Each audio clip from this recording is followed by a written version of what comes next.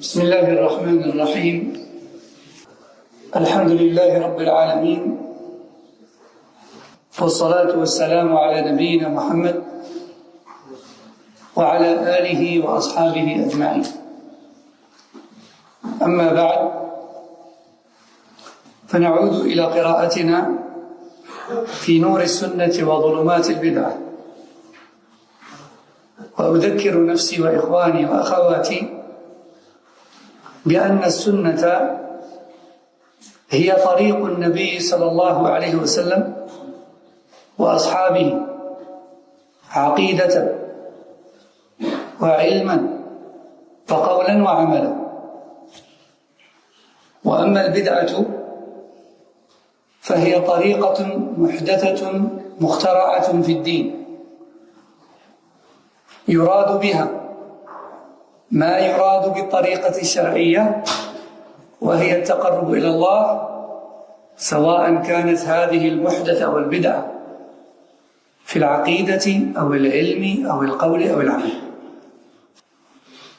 Donc, nous revenons à notre lecture dans ce livre qui s'intitule La lumière de la Sunna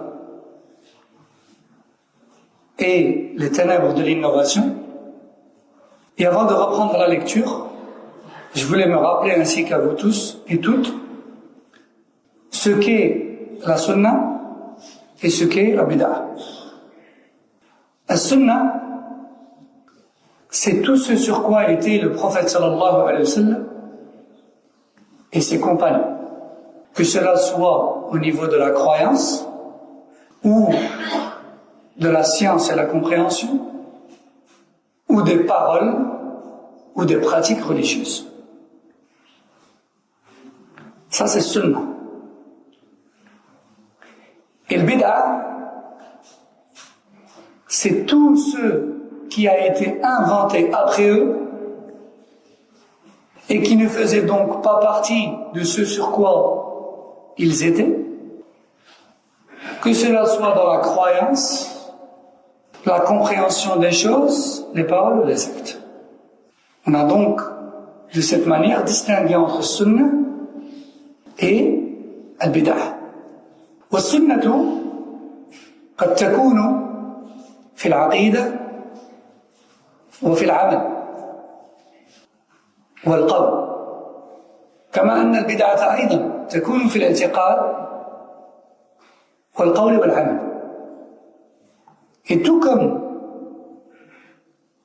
il est possible de suivre Rasul sallallahu alayhi wa sallam et ses compagnons, donc la Sunna, dans notre croyance, dans nos paroles et dans nos actes, pareil pour la bid'a. Elle se trouve dans les croyances, et elle se trouve dans les paroles religieuses, et elle se trouve dans les pratiques religieuses. فأهل السنة هم المتبعون لما كان عليه الصلاة والسلام وأصحابه شبرا بشبر، عقيدة وعلما وقولا وعملا، لا يخالط منهجهم بدعة قط. Donc les gens de la Sunna, ce sont ceux qui suivent à la trace, en pas par en pas, ce sur quoi était Rasul sallallahu alayhi wa sallam et ses compagnons, dans la croyance et la compréhension des choses, et les paroles et les actes. Et leur voix, et leur croyance, et leur pratique, et leurs paroles n'est entachée par aucune innovation. وأما أهل البدع نسأل الله لنا ولهم الهداية فهم الذين خالفوا أصلا أو أصولا من أصول أهل السنة والجماعة التي كان عليها الصحابة والتابعون واتباع التابعين. Quant aux gens de l'innovation, eh bien ce sont ceux qui ont contredit un fondement, voire plus, parmi ceux sur quoi étaient unanimes les Sahaba, leurs élèves et les élèves de leurs élèves, sans divergence. Ça, c'est les gens de l'innovation. Et lorsque nous disons les gens de l'innovation, attention, ça ne veut pas dire que dès lors où une personne dans notre entourage commet une erreur, ou contredit Ahl-Sunnah, dans une croyance, ou dans un acte ou une parole, que nous la taxons directement de notre propre chef comme étant innovatrice et égarée. Non. Ça se passe pas de manière aussi anarchique. On fait pas comme on veut. On ramène son cas aux gens de science. Parce que l'analyse des personnes et les verdicts prononcés à l'égard des personnes ou des choses, c'est le rôle des gens de science. C'est pas le rôle de n'importe qui. On n'est pas en marché. Pas n'importe qui peut prendre une marchandise et l'exposer à la vente. Pas n'importe qui peut parler. Et encore, même au marché, c'est pas n'importe qui fait des gains. Que dire de dîme, duquel dépend le paradis ou l'enfer. La théorie, c'est une chose, et la pratique, c'est autre chose. En pratique, on expose le cas d'une personne à genre de sexe. Et on vérifie que toutes les étapes ont été respectées vis-à-vis de cette personne. Lui expliquer avec sagesse son comportement, lui éclaircir dans sa langue, avec sa manière de comprendre, etc., patienter avec elle. Avant que ne vienne l'étape du verdict. Et même le verdict, c'est la personne de science qui l'émet. Tu lui as dit ça, tu as vérifié avec elle ça, tu t'es assuré que ceci, que cela, toutes les conditions sont réunies, toutes les excuses valables sont écartées. À ce moment-là, la personne de science dira, bon, ben, cette personne, qu'Allah nous guide ainsi qu'elle, elle est innovatrice et égarée. Et on espère pour elle le retour à la vérité. Ça, c'est la manière de faire la sunna wal jama'a. Pourquoi? Parce que toute bid'a, premièrement, c'est pas tout ce que tu considères toi comme étant bid'a que c'est une bid'a. Faut du ilm, faut être sûr. Ensuite, est-ce que la personne a vraiment commis cette bid'a? Est-ce qu'elle l'a vraiment prononcé ou bien on t'a dit que? Parce que beaucoup de gens jugent les autres sur base de on dit que, il paraît que. Et puis troisièmement, il l'a vraiment fait, vraiment dit. Et c'est vraiment une bid'a. Est-ce que cette bid'a fait partie des mukaffirat, de ce qui annule l'islam? Est-ce qu'elle fait partie des mufassiqat, de ce qui rend égaré? Est-ce qu'elle fait partie des dunub wal ma'asi, des péchés? Est-ce qu'elle fait partie des kaba'ir ou des sagha'ir? Est-ce qu'elle fait partie des péchés qui relèvent des grands, des innovations qui relèvent des grands péchés ou des innovations qui relèvent des petits péchés? C'est pas toute innovation qui rend égaré. Elle peut rendre juste désobéissant. C'est une innovation, et toute innovation est également, on est d'accord. Mais toute innovation ne rend pas égaré au point où l'on est classé dans une case parmi les mouvances et les sectes égarées. Voilà. Allez. Donc ça, c'était un bref rappel sur Sunnah wal bid'ah. Sur ce qu'est Sunnah wal bid'ah. كنا قد وصلنا إلى ذكر بعض البدع المشهورة المنتشرة.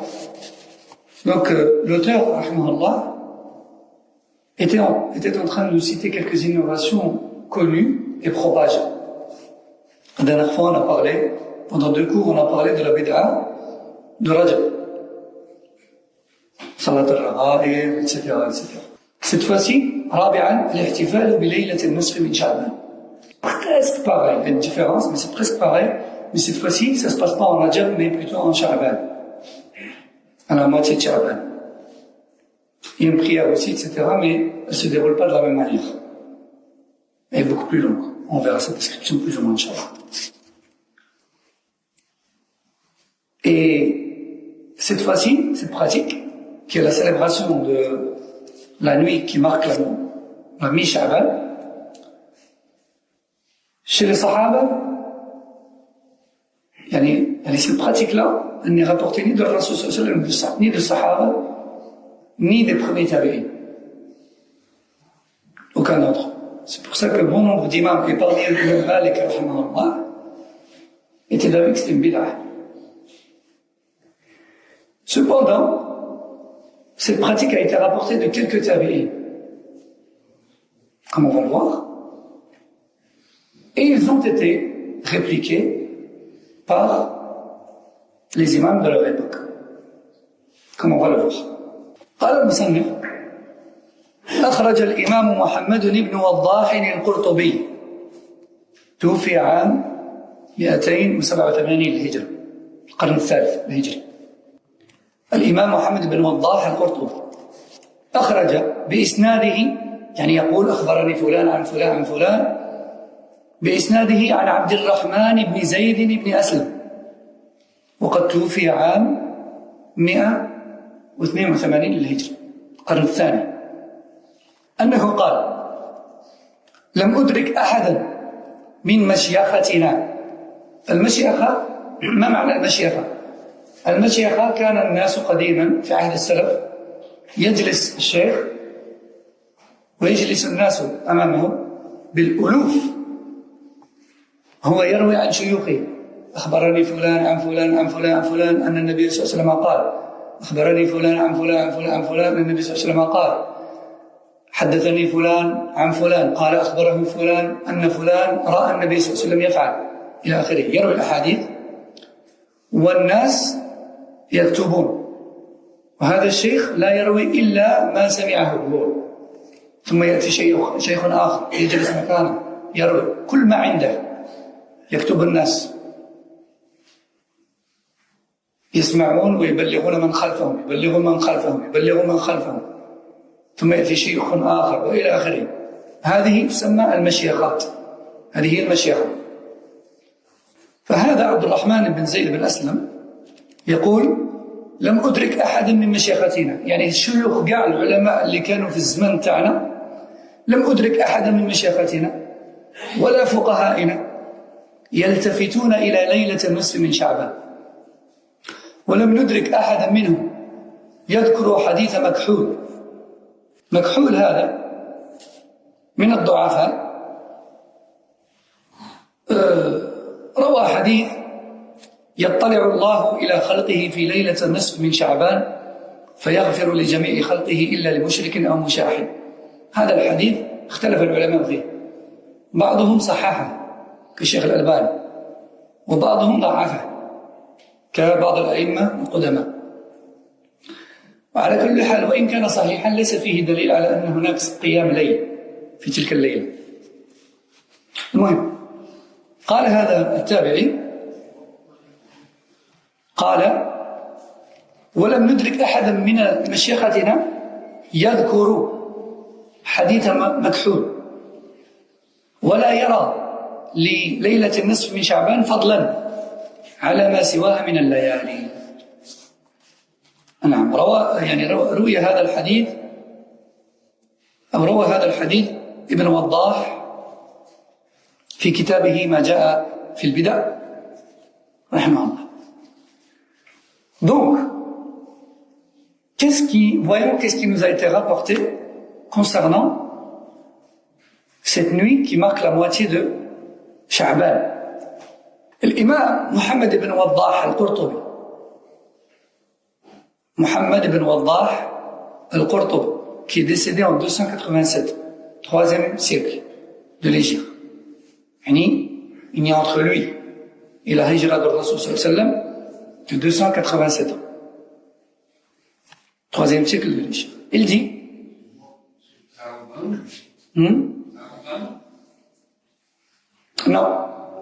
Non, pas à ma connaissance. Si je ne me trompe pas, c'est un Chami, vient de Cham, Palestine, Syrie, Jordanie, cette région-là.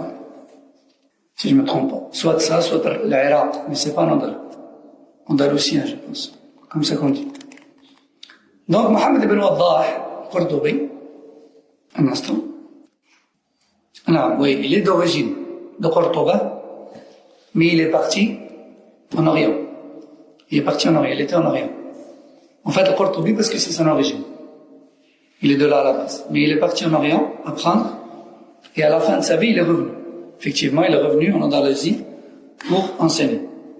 Mais il a passé la majeure partie de sa vie en Orient. Naam. Ibn Waddah al-Qurtubi.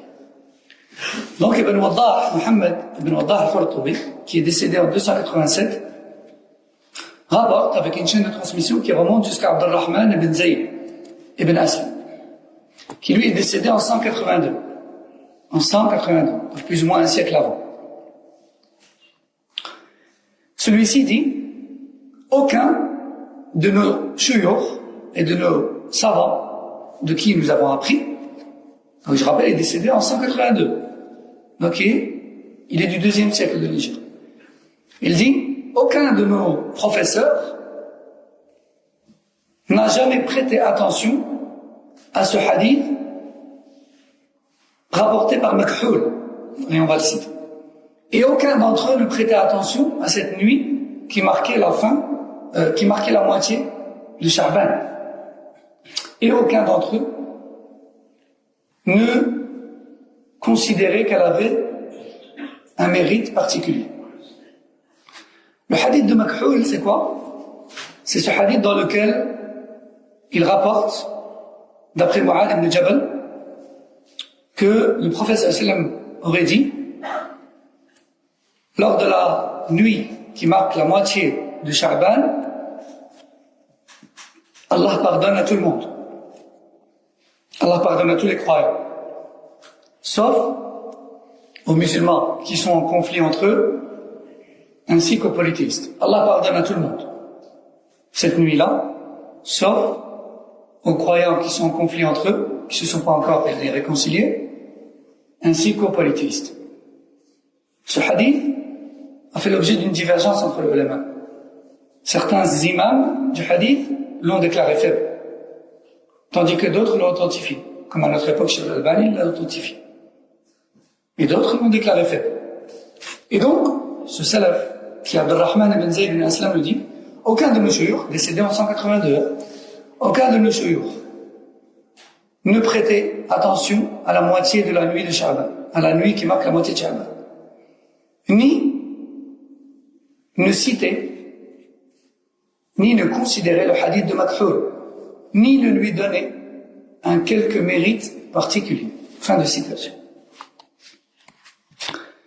Et l'imam Abu Bakr al-Tortoshi, quant à lui, qui est un jurisconsulte malikite d'Andalousie, décédé en 451, l'imam Abu Bakr al-Tortoshi هذا إمام فقيه مالكي من الأندلس توفي عام 451 الهجرة رحمه الله. قال: وأخبرني أبو محمد المقدسي. أبو محمد المقدسي هذا من بيت المقدس من فلسطين. قال: لم تكن عندنا ببيت المقدس قط صلاة الرغائب هذه التي تصلى في رجب وشعبان، وأول ما حدثت عندنا في سنة 48 و400 للهجرة. قدم علينا في بيت المقدس رجل من أهل نابلس يعرف بابن أبي الحمراء ليلة النصف من شعبان، فأحرم خلفه فقام فصلى في المسجد الأقصى ليلة النصف من شعبان، فأحرم خلفه رجل يعني كبر تكبيرة الإحرام خلفه رجل واحد، ثم انضاف إليهم ثالث ورابع، ثم ختمها يعني ختم الصلاة في تلك الليلة، ثم يعني فما ختمها إلا وهم في جماعة كبيرة، ثم جاء في العام القابل يعني العام الذي بعده فصلى معه خلق كثير، وشاعت في المسجد وانتشرت الصلاة في المسجد الأقصى وفي بيوت الناس ومنازلهم، ثم استقرت يعني بقيت كأنها سنة إلى يومنا هذا. رواه الإمام الطرطوشي المالكي هذا في كتابه الحوادث والبدع. وتوفي هذا الإمام في عام 400 قيل 451 وقيل 474. نعم اختلاف. L'imam al-Tortoshi, Abu Bakr al-Tortoshi, qui était un grand savant jurisconsulte malikite d'Andalousie et qui est décédé selon une version en 451. Et selon d'autres, il est décédé plutôt en 474, 5e siècle. L'imam al-Tartouchi, Abu Bakr al-Tartouchi al-Maliki, a dit que l'imam Abu Muhammad al-Maqdisi, qui lui était à Bayt al-Maqdis, en Palestine, il dit, Abu Muhammad al-Maqdisi m'a informé que, en Palestine, il m'a informé que, en Palestine, il n'y avait pas de prière qui s'appelait al-Ra'ib, ni en Rajab, ni en Sha'ban, jusqu'à l'an 484. En fait, dans cette parole, il a parlé en même temps de la prière de Rajab, de laquelle on a parlé dans les cours précédents, et en même temps de cette prière de Sha'ban. Il a parlé des deux. Il a dit, on n'avait jamais entendu parler de ça avant 448. Avant 448. Vous imaginez? Il a fait le hijab en l'an 1, donc. En l'an 0 plutôt. Et c'est seulement 448 ans après lui et après tous Sahaba Tabi'in que les gens ont inventé cette prière de Ra'ib à la mi-Rajab et à la mi-Sha'ban. Ça peut être une sunna, ça? Ça peut être une sunna, ça. Donc, Al-Tartouchi al-Maliki rapporte de Abu Muhammad al-Maqdisi en Palestine, à Jérusalem, qui dit, on n'avait jamais entendu parler de la prière de Ra'ib à Jérusalem avant 448. Et il raconte comment ça s'est passé. Écoutez. Il dit, un jour, il y a un homme de Nablus qui est venu, un homme de Nablus qui s'appelait Ibn Abi al-Hamra. Il est venu en Palestine, à la mosquée de l'Aqsa. Il avait une belle récitation. Regardez comment ça commence. Ça commence souvent comme ça. Oui, mais il connaît tout le Coran. Oui, mais il a une belle récitation. Il avait une belle récitation. Et il a décidé, lors de la nuit qui marquait la mi-Sha'ban, de se tenir debout en plein milieu de la mosquée de l'Aqsa, de faire le takbir et de prier de nuit à haute voix. Les gens ont été attirés par cette belle récitation. Et un deuxième homme est venu, il s'est mis à ses côtés, il a fait le takbir et il est entré avec lui en prière. Il avait envie de prier avec lui. Un deuxième est venu, il s'est joint en groupe. Un troisième, un quatrième. Et cette prière, comme on va le voir, elle contient 1000 rak'a au total. 1000. Il n'a terminé cette prière qu'après que la mosquée de Jérusalem se soit totalement remplie. Totalement. Pleine à craquer. L'année d'après, cet homme est revenu, à la même date. Et la mosquée s'est remplie, et ils ont accompli pour une deuxième fois la même prière à la même date. La troisième année, pareil, et ainsi de suite. C'est comme ça que cette prière a été instaurée à Jérusalem, que ce soit au sein de la mosquée de l'Aqsa, ou dans les maisons, puis ensuite elle s'est propagée dans le monde musulman. L'imam, donc, Abu Muhammad al-Maqdisi, comme le raconte Al-Tartouchi al-Maliki, il dit, cette pratique s'est propagée par la suite comme si elle était une sunna. Comme si. C'est lui qui nous raconte comment ça s'est passé en 448. Ceci s'est propagé comme si c'était une sunna. Fin de citation. Et cette histoire est rapportée par l'imam Al-Tartouchi al-Maliki lui-même dans son livre Les innovations. Les innovations. Hawadith ou al-bida'. Vous avez vu comment ça commence? Ça commence toujours comme ça, le bida'. Et aujourd'hui encore, lorsqu'on dit aux gens, ne faites pas ceci ou cela, c'est une bida'. Rasul sallallahu alayhi wa sallam, les sahaba l'ont pas fait. C'est mieux que tu délaisses, ne fais pas ça. Rasul sallallahu alayhi wa sallam a dit, kullu bida' dalala, kullu dalala fi an-nar. Toute innovation est égarement, tout égarement va au feu. Il te dit, ouais, mais non, c'est bien, qu'est-ce qu'il y a de mal? C'est bien. On se rappelle du prophète sallallahu alayhi wa sallam, son anniversaire. C'est bien, on se rappelle de son voyage nocturne, c'est une bonne chose. Non, mais il y a quoi de mal, franchement?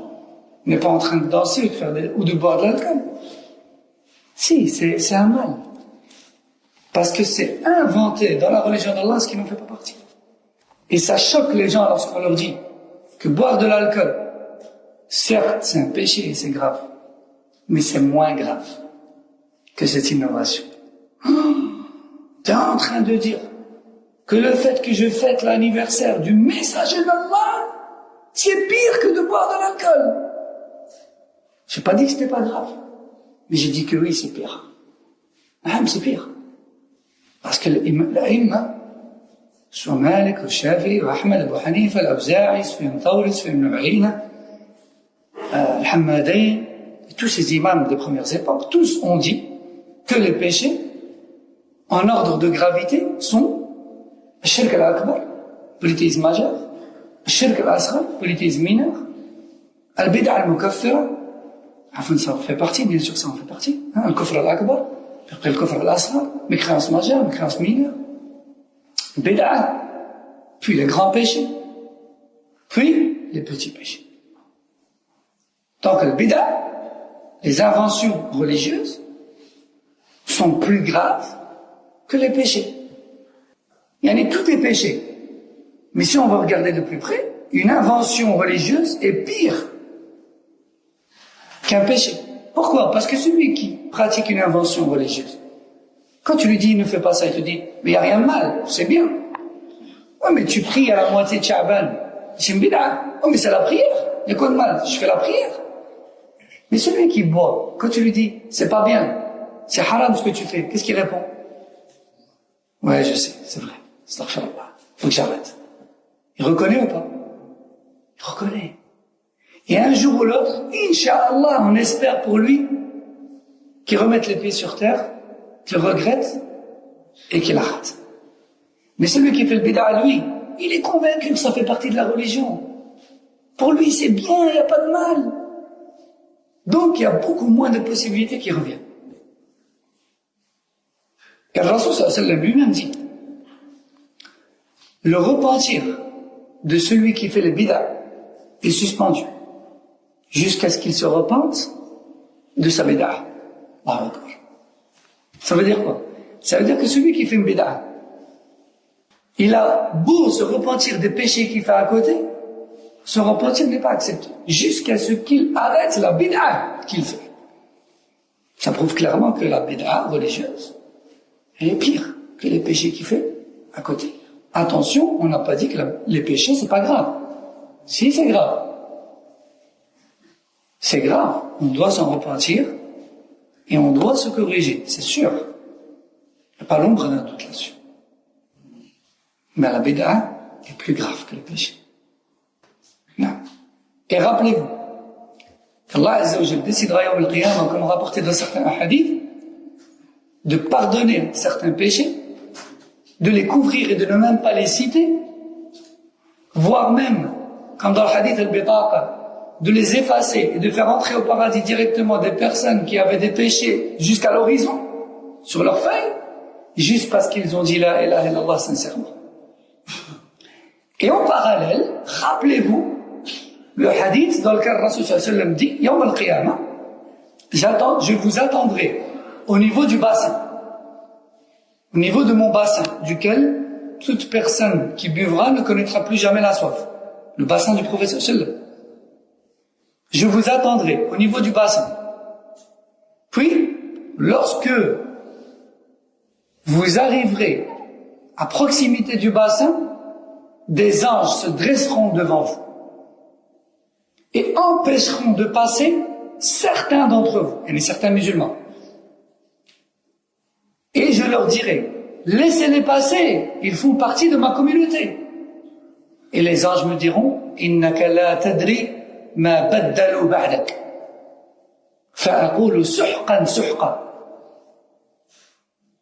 Je dirai, laissez-les passer, ils font partie de ma communauté. Et les anges me diront, non, tu ne sais pas ce qu'ils ont modifié, changé, innové après tout. Et à ce moment-là, je dirai, alors, écartez-les, écartez-les. Vous avez vu? la différence entre celui qui a commis des péchés, mais c'est grave, bien sûr c'est grave, si Allah lui pardonnera, il tombera dans le feu, le temps qu'Allah voudra. Mais peut-être qu'Allah lui pardonnera, et qu'il passera. Pourquoi? Parce qu'il était sur le tawhid, ou le sunnah, il a commis des erreurs. Des erreurs que l'on doit à tout prix éviter et desquelles on doit se repentir sans aucun doute. Tandis que les autres sont passés. Pourquoi? Est-ce que les anges ont dit on ne les laisse pas passer ceux-là parce qu'ils ont commis des péchés tout court? Non, ils ont dit parce qu'ils ont transformé le dîn. Donc la barrière empêchera le passage de qui? Des innovateurs. D'ailleurs, on va juste dévier un petit peu du sujet, mais ça en fait partie. Les salafs ont divergé sur une question qui est la suivante. Elle ne fait pas partie de la aqida et des fondements de la religion. Mais c'est une question sur laquelle ils ont divergé. Est-ce que le bassin du prophète sallallahu alayhi wa sallam se trouvera avant ou après Sirat, le pont dressé sur l'enfer? Mais vous savez, ce pont qui sera aussi fin qu'un cheveu et aussi tranchant que la lame d'un sabre, et donc la vitesse de passage sur celui-ci, la vitesse de sa traversée dépendra de la taille de la lumière de chacun d'entre nous. Par rapport à nos actions et notre foi, chacun d'entre nous se verra attribuer une lumière. Si tu avais beaucoup d'iman et beaucoup de bonnes actions, tu auras une grande lumière. Et si tu en avais que un tout petit peu, tu auras une toute petite lumière. D'accord? Et c'est en fonction de la taille de cette lumière que tu passeras plus ou moins vite sur ce pont, dressé sur les flammes de l'enfer. Le Rasoul sallallahu alayhi wa sallam nous dit, il nous raconte que celui qui aura la lumière la plus petite, équivalente à la taille du petit orteil, celui-là, il sera croyant, il a une lumière, etc., il est mu'min. Mais sa foi et ses bonnes actions étaient trop petites. Donc sa lumière est toute petite, comme son petit orteil, ou l'ombre de son petit orteil, je ne me souviens pas très bien. Lui, quand il entamera le pont, il trébuchera, et il tombera sur son visage. Et il rampera tout le long du pont. Il ne tombera pas dans l'enfer. Mais il rampera. Le passage sera pénible. Équivalent à la petite taille de sa lumière. Mais malgré ça, il rampera. Et il rampera. Et il rampera. Jusqu'au bout. Parce que ce sera préférable pour lui de ramper sur cette lame que de tomber dans les flammes qui ne seront pas bleues, qui ne seront pas rouges, mais qui seront noires en dessous de lui. Je préfère ramper encore et subir ça que tomber dans ce que je vois en dessous de moi. Il est mort même pourtant. Et quand il arrivera au bout du pont, il arrivera aux portes du paradis. On revient un peu en arrière maintenant. Pourquoi je parle de ça? Parce que certains salafs ont divergé sur la question de savoir est-ce que le bassin du prophète sallallahu alayhi wa sallam se trouve avant ou après ce pont. Certains ont dit qu'il se trouve avant le pont. D'autres ont dit non, après le pont. Le bassin. Et l'imam Ibn Abi al-Izz Hanafi, dans Sharh Tahawiyya, l'Aqid al-Tahawiyya de l'imam al-Tahawi, il dit, la vie le plus juste, wallahu a'lam, c'est que le bassin du prophète sallallahu alayhi wa sallam se trouve avant le pont. Pourquoi avant le pont? Parce que Ahl al-Bida', les gens de Bida' qui ont commis des choses plus graves que les péchés ordinaires, s'ils avaient été amenés à traverser le pont avant d'arriver au bassin, ils seraient déjà tombés en enfer. Or là, ils arrivent jusqu'au bassin, mais les anges les empêchent de passer. Ça, c'est l'un des arguments, l'un des délits que certains imams avancent pour dire le bassin est avant le pont. D'accord? Bon. J'ai parlé de tout ça pour rappeler la gravité de la bid'a. Et comme quoi, elle est même plus grave que certains grands péchés qui nous choquent. Tels que l'alcool ou autre. Certes, c'est grave, mais la bid'a est pire. Et attention, mon but ici, c'est pas de minimiser la gravité du péché. C'est juste que nous sommes dans un cours où on parle de la bid'a. Mais je minimise pas la gravité du péché. Car à cause de certains péchés, comme dans certains hadiths, le Rasul sallallahu alayhi wa sallam nous a raconté le châtiment atroce subi par les pécheurs. Dans le fleuve de sang, ou ceux qui s'arrachent le visage sans cesse avec des crochets, etc., etc. Le châtiment de la tombe. Mais ici, on parle de bid'a. Et à comparer entre le bid'a et le péché ordinaire, le bid'a est plus grave. وأخرج الإمام ابن وضاح يعني المتوفي عام 287 أخرج الإمام ابن وضاح بسنده أن ابن أبي مليكة أو مليكة وهو تابعي توفي عام 117 هجرة قيل له إن زيادا النميري زياد النميري هذا زياد بن عبد الله النميري رجل عابد من صغار التابعين لكنه من الضعفاء في الحديث حديثه ضعيف وهو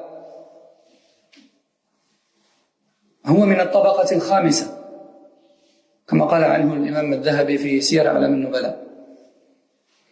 المهم قال الإمام ابن وضاح أو روى بسنده أن ابن أبي مليكة وهو تابعي كبير توفي عام 117 قيل له يعني هذا التابعي الكبير هذا ابن أبي مليكة عالم تابعي كبير قالوا له أن زياد النميري يقول إن ليلة النصف من شعبان أجرها كأجر ليلة القدر. فقال ابن أبي مليكة لو سمعته منه يعني لو سمعت هذا الكلام منه وبيدي عصا لو كان قدامي وقالها وفي يدي مطرق وبيدي عصا لضربته بها وكان زياد قاضيا. زياد هذا قاضي اللي قال هذا الكلام هذا قاضي ومع ذلك هذا التابعي الذي هو ابن أبي مليكة قال لو كان سمعتها قال هذه الكلمة بودنية وفي يدي مطرق لو كان كسلته به لضربته بها وكان زياد قاضيا. نعم نكتفي بهذا القدر إن شاء الله. Donc on termine avec ce dernier passage. L'imam Ibn Waddah, qui je rapporte est décédé en 287, 3e siècle. L'imam Ibn Waddah, décédé en 287, 3e siècle, rapporte avec une chaîne de transmission qui remonte jusqu'à Ibn Abi Mulaika. Ibn Abi Mulaika, c'est un grand tabi'i, 117. C'est un élève de Sahaba. 117, décédé en 117. Ce grand tabi'i, Ibn Abi Mulaika, qui est décédé en 117, les gens lui ont dit, on a entendu Ziyad al-Numayri, qui est un juge. C'est un juge, Ziyad al-Numayri. Il fait partie des petits tabi'in. Il fait partie de la génération. Il a vécu à la même époque, mais il fait partie de la génération d'après. Il fait partie des petits tabi'in, on va dire. Il fait partie de ceux qui ont connu les derniers sahaba, juste. C'est pas connu tous les sahaba. Il est juge, je rappelle, ce petit tabi'in. Et son hadith, il est considéré comme faible. Ibn Ma'in et d'autres, parmi les imams du hadith, ne considèrent pas ce qu'il rapporte. Considéré comme faible. Il n'est pas exact dans ce qu'il rapporte. C'est pas fiable. Cependant, cet homme qui est Ziyad al-Numayri était un homme ascète. Il faisait beaucoup d'ibadat. Il est connu pour être quelqu'un qui passait son temps dans l'adoration. Il faisait beaucoup le khayr. Mais ce qu'il rapportait n'était pas fiable. Il se trompait beaucoup, il n'était pas fiable. Et à son époque, il y avait bien plus fiable, plus considéré que lui, qui étaient les grands tabi'in, qui étaient des élèves directs, qui ont connu Sahaba. Al-Muhim. Donc, je recommence, pour pas qu'on perde le fil. Le grand tabi'i, décédé en 117, qui est Ibn Abi Mulaik, a entendu que Ziyad al-Numayri, qui fait partie des petits tabi'in, le faible, avait dit, la nuit qui marque la moitié de Sha'ban contient une récompense aussi grande que celle de Laylat al-Qadr. Lorsque Ibn Abi Mulaika, le grand tabi'i, a entendu ça, il a dit, si je l'avais entendu de mes propres oreilles le dire, et que j'avais un bâton en main, je l'aurais frappé avec. Je l'aurais tapé. Yani pour la bêtise qu'il a dit. Pourtant, je rappelle, Ziyad al-Numayri est un juge à cette époque-là. Mais lorsqu'il s'agit de dire ce que le Rasoul sallallahu alayhi wa sallam et ses compagnons n'ont pas dit, il n'y a pas de retenue chez ces imams et ces grands savants. Il y a le munkar, yunkar. Lakin biqawaid. Le mal doit toujours être condamné et dénoncé. Mais seulement chez Ahl Sunnah, il y a une manière de faire. En fonction des personnes, en fonction des situations, en fonction du pour et du contre qui peut s'en résulter. C'est juste, ça, c'est tout un travail. Mais, d'une manière ou d'une autre, le mal, les erreurs, les égarements doivent être condamnés et blâmés et dénoncés. Donc on va s'arrêter ici pour aujourd'hui, Inch'Allah Ta'ala. On reprendra la semaine prochaine. Non, pas la semaine prochaine parce que je serai absent. Mais dans 2 semaines, bi'idhnillah. Subhanak Allahumma wa bihamdik. Ashhadu an la ilaha illa ant. Astaghfiruka wa atubu ilayk. Sallallahu alayhi wa sallam ala nabiyina Muhammad. Wa ala alihi wa sahbihi. Assalamu alaykum wa rahmatullahi wa barakatuh.